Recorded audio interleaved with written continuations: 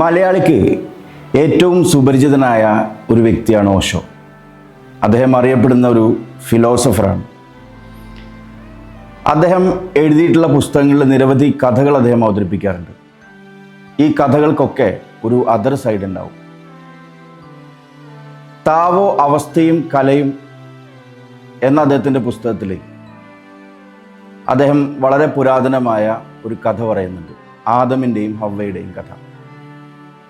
അദ്ദേഹം പറയുന്നത് ആദം എന്ന വാക്കിൻ്റെ അർത്ഥം ചെമ്മണ്ണ് എന്നാണ്.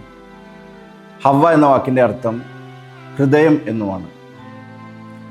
ആദമിൽ നിന്നാണ് ഹവ്വയെ സൃഷ്ടിച്ചത്.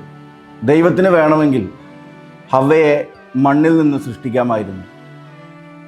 പക്ഷെ ദൈവം ആദമിൻ്റെ വാരിയലിൽ നിന്നാണ് ഹവ്വയെ സൃഷ്ടിച്ചത്. ഇതിനൊരു കാരണമുണ്ട്. അദ്ദേഹം പറയുന്നത് ആദം എന്ന് പറയുന്നത് മണ്ണാണ്,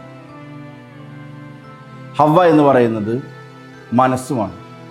കൂടുതൽ എളുപ്പത്തിൽ മനസ്സിലാക്കാൻ അദ്ദേഹം ഒരു ആപ്പിളിൻ്റെയും മണ്ണിൻ്റെയും മറ്റൊരു കഥ പറയുന്നു. ആദം മണ്ണിനെ സൂചിപ്പിക്കുന്നു, ഹവ്വ ആപ്പിളിനെ സൂചിപ്പിക്കുന്നു. ആപ്പിൾ ഉണ്ടാവുന്നത് മണ്ണിൽ നിന്നാണ്, ആദമിൽ നിന്ന് ഹവ്വ ഉണ്ടായ പോലെ. മണ്ണ് നമുക്കൊരിക്കലും ഭക്ഷിക്കാൻ കഴിയില്ല. എന്നാൽ ആപ്പിള് കുറച്ചുകൂടി സ്വാദിഷ്ടമായതും കുറച്ചുകൂടി മനോഹരമായതുമായ ഒരു വസ്തുവാണ്. അദ്ദേഹം പറഞ്ഞു വരുന്ന വസ്തുത, ആദം എന്ന് പറഞ്ഞാൽ ഭൗതികമാണ്, ശരീരമാണ്. ഹവ്വ എന്ന് പറയുന്നത് മനസ്സുമാണ്. മനസ്സിനെ പറഞ്ഞ് ബോധ്യപ്പെടുത്തിയാൽ മാത്രമേ ശരീരത്തിനെ നല്ലതിലേക്കും തെറ്റിലേക്കും നമുക്ക് നയിക്കാൻ പറ്റും.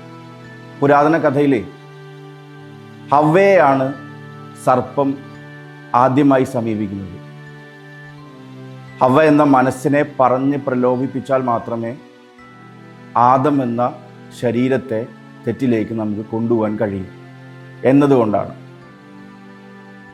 അപ്പോൾ ഒരിക്കലും ആദമിനെ ആദ്യം സൃഷ്ടിച്ചതുകൊണ്ട് ആദമല്ല പ്രാധാന്യമുള്ള ആൾ, ഹവ്വയാണ്. ഹവ്വ കുറച്ചുകൂടി ഉയർന്ന സ്ഥാനം വഹിക്കുന്നത് കൊണ്ടാണ് ഹവ്വയെ ആദമിൻ്റെ ശരീരത്തിൽ നിന്നും സൃഷ്ടിച്ചത്. എന്തുകൊണ്ടാണ് പുരുഷൻ ശരീരത്തിലേക്കും സ്ത്രീ മനസ്സിലേക്കും നോക്കുന്നത് എന്നത് ഈ കഥ കേട്ടാൽ നമുക്ക് മനസ്സിലാവും. കണ്ടിരുന്ന എല്ലാവർക്കും നന്ദി.